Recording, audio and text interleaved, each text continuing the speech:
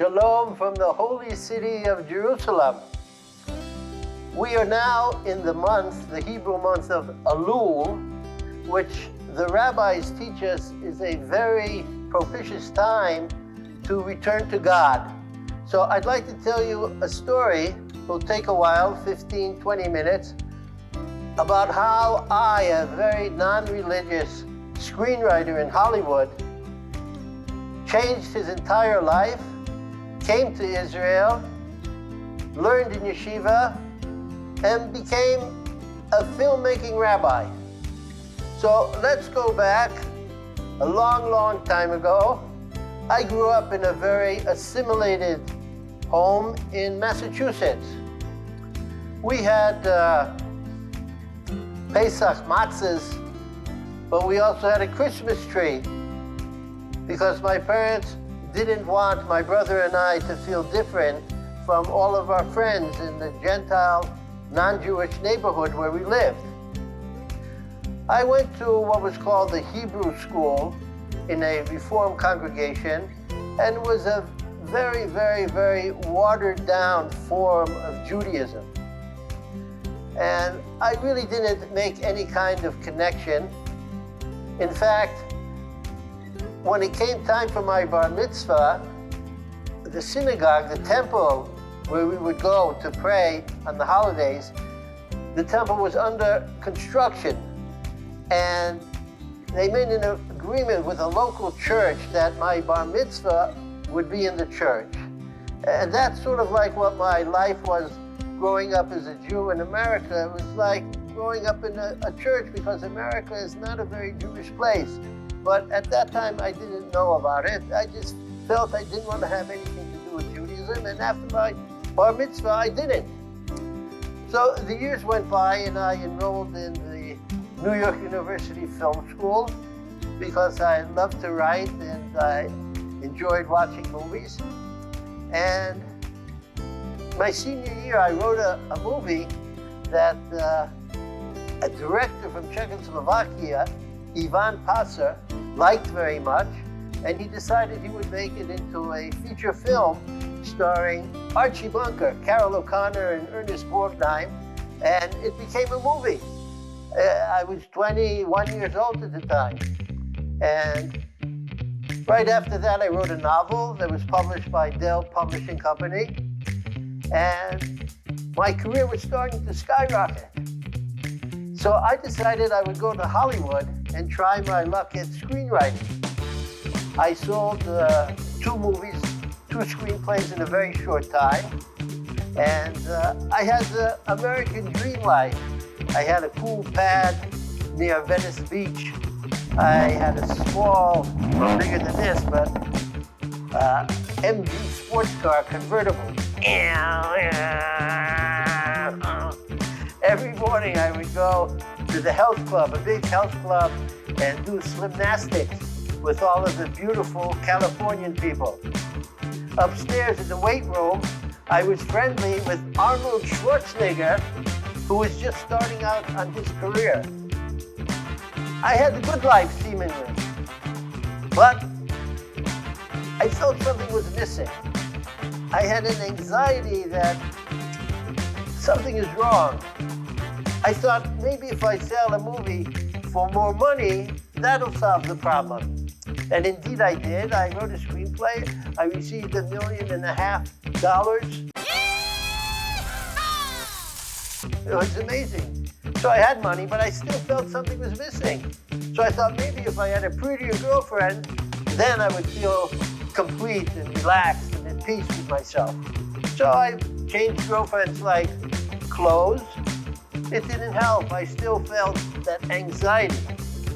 And then all of a sudden I became sick with a very troublesome disease of the colon called ulcerative colitis, where I would have to run to the bathroom 20 times a day and only blood would pour out. It was an incredible thing. I didn't understand. The doctor said that what we have to do is give you cortisone tablets, a strong dose, and that will turn off the bleeding. So that's what I did. For 8 weeks, I would take 8 tablets then the next week 7 tablets a day, and then the next week 6 tablets a day, until I got down to nothing. And sure enough, the bleeding stopped after the 8 weeks. But after 2 weeks of not taking the medicine, the bleeding came back again. So once again, I had to go on the routine of 8 pills a day, and then 7 pills a day, and 6 pills a day. And in the meantime, the cortisone blew up my face like a beach ball. Here I'm trying to impress the women in the sports club. Oh, hi, hi, hi. And I look like Quasimodo. Arnold said, "Hey, fish, what's happened to you? Why does your face look like a beach ball?" Anyway, it was not very pleasant. Finally, after almost a year suffering from this disease, the doctors told me, "Look, we think we're going to have to cut out the diseased part of your colon, and we'll put a bag instead, and you'll have to go to the bathroom through a bag for the rest of your life." So I thought that was absolutely crazy. So I started a journey of spirituality to try to come to health. And I tried everything. California, Los Angeles is like a big supermarket of all these weird kind of alternative medicines and health foods. And I tried everything, yoga and I Ching and all of the different drugs that are available in those days. Nothing seemed to help. The bleeding just continued. One day I'm on a beach and I had a friend who was an Israeli. He came from Israel to try to be an actor in Hollywood. And he had grown up in Morocco, moved to Israel. He was from a traditional Jewish family. And he asked me one day, "Fish, why don't you know anything at all about Judaism?" I knew nothing. And his question was a very powerful question because I had gone to college, I had studied psychology and history and science and the languages and literature, everything, but I knew nothing about Judaism, the thing that was closest to me. And I remember that Sigmund Freud said that if there's something that is close to you and you avoid it, you have a psychological block. You're afraid to approach it, you're afraid to confront it, and you try to run away from it. That was exactly my situation with Judaism. And Freud said that the only way to overcome this is to approach it straight on. And in that fashion, you realize that there's nothing to fear. So that very day, I went to a Jewish bookstore in Fairfax and West Hollywood, and there was a Chabad Jewish bookstore, and I bought a Bible, and I bought a book, The Beginnings of Judaism, A Beginner's Guide to Judaism, and I bought a book, Advice, by Rabbi Nachman of Breslov, because I was looking for advice. Then I bought another book. They sold me the Tanya, which is the Bible for the Chabad people, Chabad Hasidim. And I went back to the beach, and I opened up the Bible, and I started reading as if it was a screenplay. And it says the first thing in the Bible, in the beginning, God created the heavens and the earth. And my head went like this. Oh, wow, there's a God, and I never paid attention to him. It was a revelation. And I kept reading. And you get to, God talks to Abraham. And the first thing he says to him is, Lech lecha, go forth to the land that I will show you. Go forth from the place you are born in Kasdin, and go to the land of Israel. The land of Israel. I didn't know anything about the land of Israel. And as I continue reading like it's an action movie, God appears to Moses when the Jews are in Egypt, and he tells Moses, take the Jews out of Egypt and bring them to the land of Israel. And over again in the Bible it says, bring the Jews to the land of Israel, bring the Jews to the land of Israel. The Jews are supposed to live in Israel. And I looked around, and of course Hollywood is loaded with Jews. And New York too was loaded with Jews. So I said to myself, what is going on? Either the Bible isn't true, God forbid, Or the Jews that are living in New York and Los Angeles, they're doing something wrong. They're not supposed to be here. I was very confused. In the meantime, the bleeding worsened and worsened. And in the book about the beginnings of Judaism, I learned about the holiday of Rosh Hashanah, which was approaching. And there's a custom during the holiday of Rosh Hashanah that you go to a body of water and you cast away your sins. Tashlich. So I went on the first day of Rosh Hashanah to the Pacific Ocean, and I had my cortisone tablets, and I threw them away into the ocean. And I said, God, please forgive me. Please forgive me. I haven't paid any attention to you all my life. Take these pills as if they're my sins and wash them away. Make me clean. Let me come back to you. Let me begin life all over again. Heal me without pills, without doctors, without examination, without treatment, just you. And I stopped taking the medicine. And I got really sick, very, very sick. I lost 30 pounds.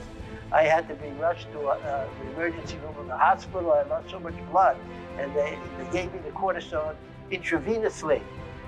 But when I got out of the hospital, I went back not taking the pills because I knew if I take pills, I'll never get down to the truth of what's the matter. Why am I sick? I don't have to be sick. I'm a young guy. I'm in good shape. Why should I be sick? And I was very afraid that if I don't take the pills, I could die. And that night, I had a dream, a fantastic dream. I walk into a store. It's a thrift shop where they sell old clothes, things like that. And I'm looking around, and the owner says, look, you got to go. I'm closing the store. So I said, well, just give me a couple more minutes here. I saw there was a door. I went through the door. There was another room, and the room was filled with holy Hebrew books, holy, sacred texts, like the Bible and other books that the rabbis had written throughout the years. And all of a sudden, I had a feeling of peace, serenity. I felt so good. No more anxiety, no more worry. I can't explain. And the owner of the store came and said, look, I gotta go, you gotta leave. And I said, please, just give me another few minutes with these books here. I love these books. I love being in this room with these books. And I saw there was another door.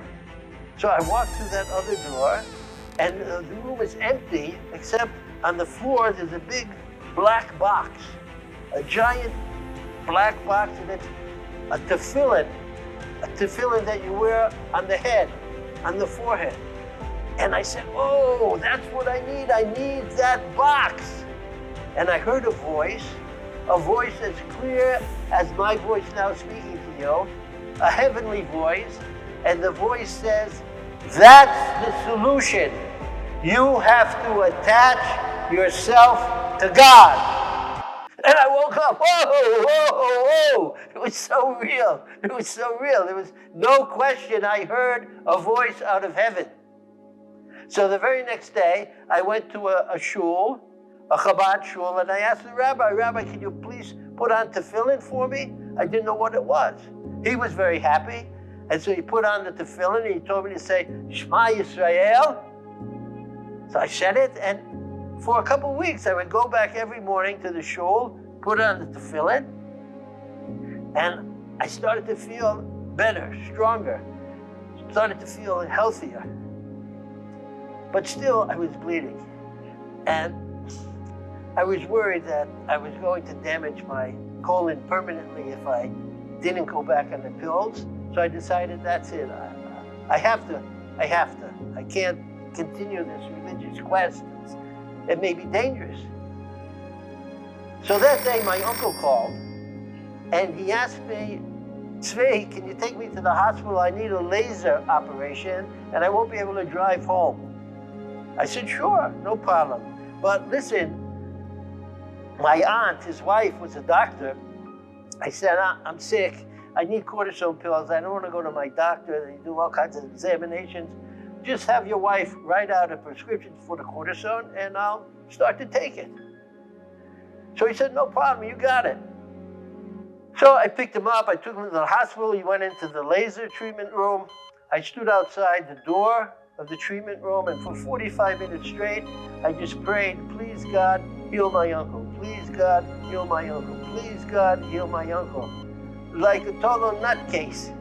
But in Los Angeles, a lot of people are nutcases, so nobody pays any attention. Anyway, thank God the operation was successful.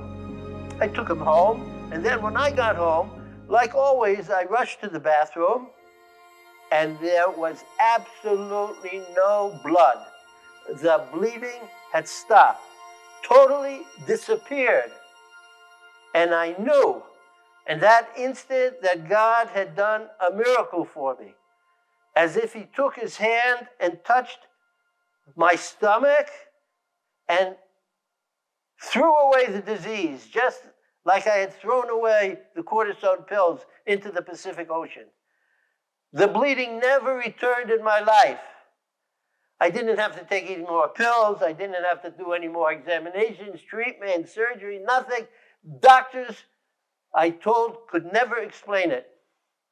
And when this incredible miracle happened, I was blown away. The same night I said to God, God, what do you want from me? Thank you for coming into my life, but how can I continue? I can't keep going on to discotheques and going out with women, different women every night, and living the hedonistic life of a Hollywood screenwriter. Tell me what you want me to do. If you want me to go to Israel, I'll go to Israel. If you want me to stay here in Hollywood and maybe work for a Jewish newspaper or write Jewish movies, I'll stay here. Give me a sign and I'll do whatever you want to do, whatever you tell me to do. So I went to bed. In the morning, I woke up, I left my apartment, and I noticed there was something in my mailbox. So I opened it up, and it was a big travel brochure, and on the cover was a picture of Jerusalem, the old city, and the Kotel, the Western Wall, the Wailing Wall. And the title was, Jerusalem, My Chosen. I got goosebumps all over my body. The night before, I asked God for a sign, what to do, to stay in Hollywood or to go to Israel. And all of a sudden, this travel brochure with my name on it arrives in my home, in my mailbox. Never in my life had I ever gotten anything from any Jewish club, any Jewish organization, any synagogue, nothing. I was totally removed, disattached from the Jewish world. So I was blown away, and I said, that's it, I'm going to Israel. So, as Tevye, the milkman, used to say, to make a long story short, I bought a ticket, and I came to Israel. In Israel, immediately, I knew I belonged. I was at home. It was an incredible feeling. I knew that this is the place I had to live. This was the place I had to be. There was something in the air, a holiness that I had never experienced anywhere. And for a month, 2 months, I just traveled around the country, visiting all the sites, learning about the history. And every time I would return to the Kotel, a rabbi would come up to me and he would say, well, maybe you want to go to a yeshiva to learn about Judaism? I said, no, I don't want to go to a yeshiva. I want to get close to God. And I would go around praying in all the holy sites, come back to the Kotel, and again the rabbi would come up to me. And one day I said, okay, Rabbi, to make you happy, take me to a yeshiva. So, to make a long story short, he took me to a yeshiva where everybody was dressed in black with black hats. And it looked like Poland. I thought that I was in Poland. It wasn't for me. I was looking for King David, for Joshua. I was looking for Judah the Maccabee. And so I looked around, and finally I found a yeshiva called Machon Meir. That's where I'm sitting now. I'm sitting in the yeshiva in Machon Meir, where I teach Torah now to other kids, young kids who are exploring their way back to Judaism. And thank God, here in the study halls, with all of the Hebrew books, all of the Hebrew texts, I have the same feeling every day that I had when I walked into that room in the thrift shop, loaded with Hebrew books. The only difference is that today, thank God, I can read them and study them, and God has given me the merit, the great privilege of writing commentaries about several of these holy texts, and God's even let me direct and produce a holy movie about the stories of Rebbe Nachman. Okay, good. Here we go. Quiet. Speed. Hey, what about me? Hey! Hey, what about me? So, Baruch Hashem, everybody should take the opportunity to explore their inner roots, to take time to break away from all the noise, all the TV, all the movies, all the things that distract ourselves from getting in touch with our own souls, our own inner voice. Because if we listen to our inner voice, we hear God calling us back, calling us to return. So this year I want to wish everybody a happy Rosh Hashanah, happy holidays, and may God bless the Jewish people. May all of the Jewish people return to Israel, and may we all stand together united against our enemies the world over in order to bring the word of God and true peace and shalom back to the world. Shana Tova, have a happy year from Jerusalem. Shana Hazeh, this year in Jerusalem, everybody. Shalom.